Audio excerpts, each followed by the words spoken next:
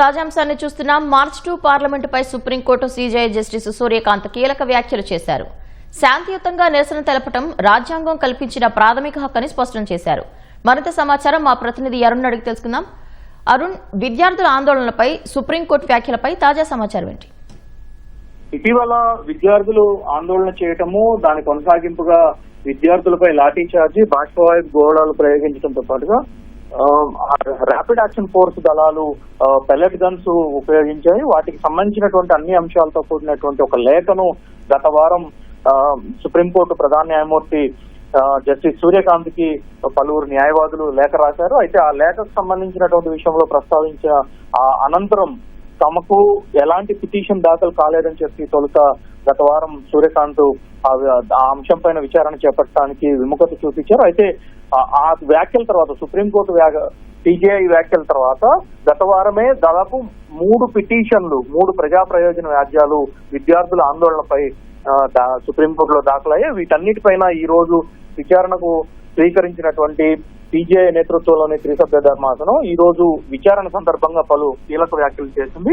విద్యార్థులు ఆందోళన చేస్తున్నటువంటి సమయంలో నిరసన తెలిపే హక్కు, విద్యార్థులకు ఆందోళన చేస్తున్నటువంటి హక్కు రాజ్యాంగం కల్పించిందని, నిరసన తెలియజేయడంలో ఎలాంటి ఇబ్బంది లేదు, అది రాజ్యాంగం కల్పించినటువంటి ప్రాథమిక హక్కు కాబట్టి ఆ విషయం తాము సమర్థిస్తామని, అయితే శాంతియుతంగా ఆందోళన చేసేటువంటి సమయంలో అలజడులు సృష్టించినట్లయితే అలాంటి అలజడులు సృష్టించే వారిని గుర్తించి చర్యలు చేపట్టేటువంటి బాధ్యత కూడా ఉన్నతాధికారులపై ఉంటుంది అని చెప్పి జస్టిస్ సూర్యకాంత్ వ్యాఖ్యానించారు. అదే సందర్భంలో విద్యార్థుల ఆందోళనను సాకుగా చూపి మితిమీరినటువంటి బలప్రయోగం కూడా చేయడం అనేది కూడా మంచి పద్ధతి కాదు, ఇది ఆందోళనకరమైనటువంటి విషయంగా జస్టిస్ సూర్యకాంత్ ఆవేదన వ్యక్తం చేయడం జరిగింది. ఆందోళనలు అంటే విద్యార్థులు కావచ్చు, ఎవరైనా సరే ఆందోళన తెలిపే క్రమంలో ఆ ఆందోళనలో జ్వరబడేటువంటి విద్రోహ శక్తులను నియంత్రించాల్సిన బాధ్యత, అటువంటి వారిని గుర్తించి వారిపైన చర్యలు తీసుకునేటువంటి బాధ్యత ఉన్నతాధికారులకు ఉంటుంది. ఆ విషయాన్ని గుర్తెరగాలి అని చెప్పని జస్టిస్ సూర్యకాంత్, జస్టిస్ జయమాల బాక్షీలు వ్యాఖ్యలు చేశారు. ఇదే సందర్భంలో శాంతియుత నిరసనలు, పోలీసుల చర్యల నిర్వహణకు సంబంధించినటువంటి విషయంలో దేశవ్యాప్తంగా అంటే ప్రస్తుతం ఆందోళన అనేక రాష్ట్రాల్లో కొనసాగుతుంది.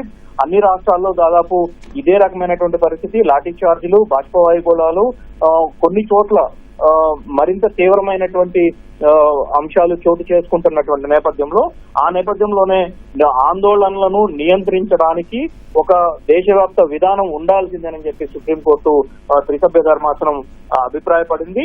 దీనికి సందర్భంలోనే హింసకు తావు లేకుండా నిరసనకారులు కూడా, విద్యార్థులు కావచ్చు, ఎవరైనా సరే నిరసనకారులు కూడా స్వీయ నియంత్రణ అనేది, ఆత్మ నియంత్రణ అనేది, ఆత్మశిక్షణ పాటించడం అనేది కీలకం. కాబట్టి ఇటు పోలీసులు ఎంతవరకు సమన్వయం పాటించాలి, ఆందోళనల విషయంలో ఏ విధంగా వ్యవహరించాలనేది దేశవ్యాప్త విధానం ఏ విధంగా కొనసాగాలో, అదే సందర్భంలో నిరసనలకు పిలిపించేవాళ్ళు కానీ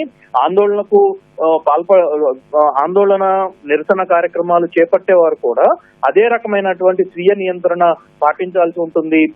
అందుకు తగిన మార్గదర్శకాలను వారే స్వయంగా ఏర్పాటు చేసుకోవాల్సి ఉంటుందనేటువంటి విషయాలను గుర్తెరగాలని చెప్పని కూడా సుప్రీంకోర్టు కీలకంగా వ్యాఖ్యలు చేసింది. ఈ నేపథ్యంలోనే ఈ ప్రజా ప్రయోజన వ్యాజ్యాలపై తదుపరి విచారణ కొనసాగించేందుకు సుప్రీంకోర్టు సుముఖత చూపుతూనే తదుపరి విచారణను మంగళవారానికి సుప్రీంకోర్టు వాయిదా వేసింది.